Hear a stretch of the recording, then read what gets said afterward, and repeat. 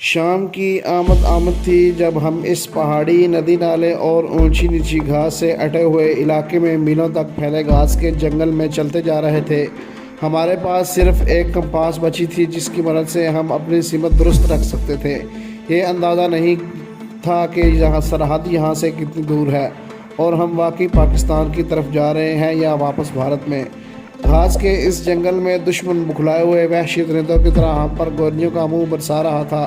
سرحدی علاقہ اور پھر پاکستان ایئر فورس کی دہشت کی وجہ سے اب تک کسی جہاز یا ہیلی کاپٹر نے ہمارے سروں پر آگ برسانے کا حوصلہ نہیں کیا تھا۔ سورج اب پاکستان کی سمت دریائے راوی میں اتر رہا تھا اور میرے 6 ساتھی اپنے خراشوں بھرے جسم اور زخمی دلوں کے ساتھ اپنی سرحد کی طرف پسپائی اختیار کر رہے تھے۔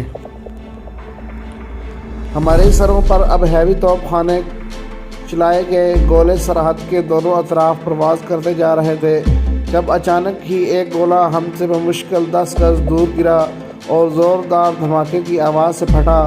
مجھے صرف اتنا یاد ہے، میں فضا میں کئی فٹ اوپر اچھلا اور زمین پر آن گرا۔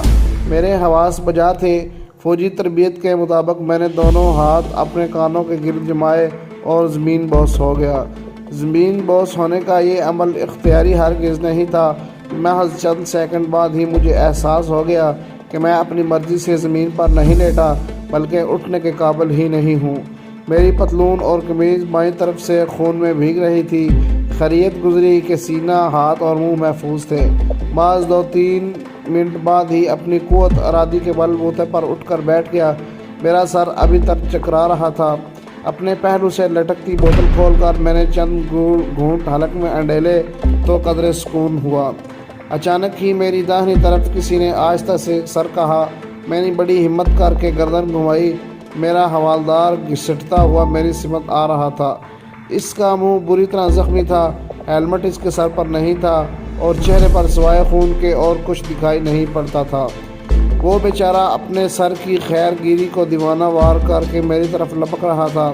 میں نے اپنے پیٹ کا زخم کا جائزہ لیا اور اپنے خون سے بھری اپنی فیلڈ پٹی کھول کر اس پر باندھی، پھر اپنے حوالدار کی طرف متوجہ ہوا۔ اس کے ماتھے سے ابھی تک خون بہہ رہا تھا۔ میں نے سب سے پہلے اس کے منہ میں بوتل سے پانی ٹپکایا۔ حلق میں پانی بھی اس کے لیے باعث تکلیف تھا، لیکن اس سے اس کے اوزان قدرے بحال ہو گئے۔ سب سے پہلے میں نے اس کی فیلڈ پٹی سے اس کے چہرے پر پھیلا خون صاف کیا، پھر پٹی اس کے سر پر باندھ دی۔ ہم دونوں ہمت کر کے اٹھے اور باقی ساتھیوں کی خیریت دریافت کریں۔ میرا دل اس احساس سے ڈوبنے لگا تھا۔ ابھی تک کسی کے کرانے کی آواز ہم نے نہیں سنی تھی۔ ہمارے ساتھی مل گئے لیکن سب شہید ہو چکے تھے۔ موت نے کیا وقت چنا ان کے لیے! جب ہم بظاہر محفوظ ہو کر اپنی سرحد کے نزدیک پہنچ چکے تھے تو موت نے انہیں آ لیا۔ ہم نے ایک ایک کو جھنجھوڑ کر جگانا چاہا، جھک کر ان کے دلوں کی دھڑکنیں سننے کی ناکام کوشش کی۔ ان کی نبض دیوانوں کی طرح ٹٹولتے رہے لیکن وہ نہ جاگے، گہری نیند سو گئے۔ خود میری یہ حالت تھی۔ اب زمین سے قدم اٹھانا 2 بار ہو رہا تھا۔ میرے پیٹ میں مسلسل ایک آگ پھیل رہی تھی، پھر یہ آگ میرے خون میں شامل ہو کر میری رگوں میں اترنے لگی۔ میرے بدن کا رواں رواں سلگ رہا تھا۔ کوئی ندیدہ طاقت بڑی بے رحمی سے میرے دل کو مٹھی میں بھنچ بھنچ کر میری جان لے رہی تھی۔ ہم دونوں میں سے کسی کے لیے اتنا بھی ممکن نہیں تھا کہ شہیدوں کے ہتھیار ہی اٹھا سکیں۔ ہم نے ان کے بازوؤں سے لپٹے ان کے نام اور کمپنی کے نمبر الگ کر کے اپنی جیبوں میں ڈال لیے۔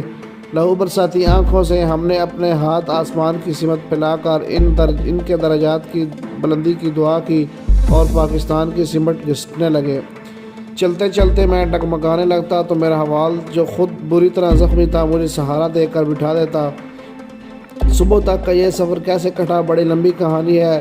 بس یہ جانیے ابھی ان آنکھوں نے اپنی ذلت کے آخری مناظر دیکھنے تھے کھلی رہیں۔ اور الگ صبح جب ہم پاکستانی رینجر قلعہ میں پہنچے تو اس احساس کے ساتھ یہ لوگ ہمیں دیکھ کر بے حد خوش ہو گئے۔ مجھے ہوش ایک فیلڈ ہسپتال میں آیا۔ جنگ اپنے نقطہ عروج کو چھو رہی تھی۔ میرے پیٹ پر 21 ٹانکے لگے تھے اور ٹانک پر 13۔ میرا واحد زندہ ساتھی کو وہ لوگ پیچھے آرمی ہسپتال میں لے گئے تھے کیونکہ اس کے زخم میں انفیکشن ہو گیا تھا۔ لڑائی کے باقی ایام میں نے اسپتال کی چارپائی پر کروٹیں بدل کر گزارے۔ ہر لمحے میرا دل چاہتا تھا کہ اڑ کر وہاں پہنچ جاؤں جہاں میرے سربلند ساتھیوں نے جان آفرین کو سونپی۔ میں تڑپتا رہا اپنے ساتھیوں کے خون کے ایک ایک قطرے کا حساب دشمن سے لوں، لیکن مجھ میں اتنی سخت بھی نہ رہی کہ اپنے پاؤں پہ کھڑا ہو سکتا۔ اس مہم کے بارے میں پاک فضائیہ نے اپنے رپورٹ میں لکھا ہے، گرفتاری یقینی تھی لیکن کوئی آسانی سے گرفتار نہیں ہوا۔ وہ اپنی آخری سانس یا اپنی آخری گولی تک لڑتے رہے۔ کئی سنگینیوں سے شہید کیے گئے اور کچھ گرفتار ہو گئے۔ جو تلاش نہ کیے جا سکے انہوں نے اپنے مقصد کے حصول اور پاکستان واپس آنے کی کوشش کی۔ انہوں نے گنے مکئی یہاں تک کہ گھاس کھا کر گزارا کیا۔ کچھ واپس اپنے وطن میں پہنچنے میں کامیاب ہو گئے۔ انسانی جدوجہد بے مثال تھی، مگر افسوس یہ مارکہ جنگ نہ تھا، یہ تھی اس دہشتناک آپریشن کی مختصر سی رودا جس کا سامنا مجھے فوجی زندگی کی ابتدا میں ہی کرنا پڑا۔ اس حادثے نے مجھے کندن بنا دیا تھا۔ جب لڑائی کے خاتمے پر قریباً 1 ماہ بعد میں روبرو صحت ہو کر اپنے سینے پر ستارہ جرأت سجائے گھر پہنچا تو جہاں میرا سر فخر سے بلند تھا وہاں میرے اندر ایک ٹوٹ پھوٹ بھی بدستور جاری تھی۔ میں سوچ رہا تھا کیا یہ لڑائی صرف اس کے لیے شروع ہوئی تھی؟ میرے شیر دل کمانڈوز دشمن کی سرزمین پر سسک کر اپنے ملک کے لیے جان دے دیں اور ہم ان کا مشن ادھورا چھوڑ کر دشمن سے بغل گیر ہونا شروع ہو جائیں۔ 65 سے 71 کا زمانہ ایک خواب کی طرح یاد ہے مجھے۔ بس ایک ہی آرزو تھی دل میں کہ اپنے ساتھیوں کے سامنے روز قیامت شرمندہ نہ ہونا پڑے جنہوں نے اس مقصد مشن میں اپنی جانیں نچھاور کی تھی۔ 70 کے آغاز میں خصوصی انٹیلیجنس کو کورس پاس کرنے کے بعد میری ذمہ داریاں اور زیادہ بڑھ گئیں۔ مجھے وردی میں بھی اور بغیر وردی میں دونوں صورتوں میں کام کرنا پڑتا تھا۔ میری کارگزاری بہت شاندار تھی۔ ساتھیوں کی شہادت نے جو لاؤ میرے اندر روشن کر دیا تھا اس نے مجھے کبھی چین سے نہ بیٹھنے دیا۔ میں یہ جان کر ٹریننگ کی عذاب ناکیاں ہنس کر جھیل گیا۔ عنقریب وہ وقت آنے والا ہے جب اپنے دل کے سارے ارمان نکالوں گا، اور آج جب میں ڈھاکہ پہنچا تو سوچ رہا تھا خدایا کس امتحان میں ڈال دیا ہے تو نے۔ میں یہاں ہندو سے لڑنے آیا ہوں یا اپنے مسلمان بنگالی بھائیوں سے؟ روزانہ کوئی نہ کوئی پریشان کن خبر مل جاتی تھی۔ آج فلاں جگہ مکتی باہنی نے محب وطن پاکستانیوں پر حملہ کیا، آج فلاں جگہ دشمن کی سازش پکڑی گئی۔ یہ خبریں جب گردش کرتی ہیں ہمارے میس میں پہنچتی ہیں تو ہم دل محسوس کر رہ جاتے ہیں۔ ہمیں سختی سے اپنی بارکوں تک محدود رہنے کا حکم ملا تھا۔ چھاؤنی سے باہر ہم اپنی ذاتی حیثیت سے جاتے تھے، پاکستانی فوج کے افسر کی حیثیت سے تو ہم خود کو باہر متعارف ہی نہیں کروا سکتے تھے۔ ضرورت سے زیادہ احتیاط بھی بس اوقات نقصان دہ ثابت ہوتی ہے۔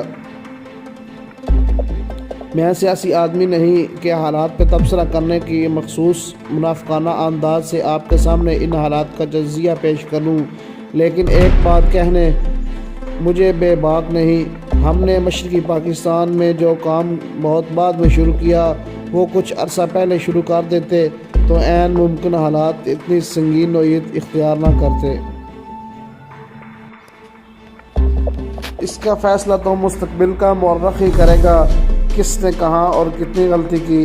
ڈھاکہ پہنچنے کے چند ہی روز بعد مجھے اپنی خصوصی ڈیوٹی سنبھالنے کا حکم مل گیا۔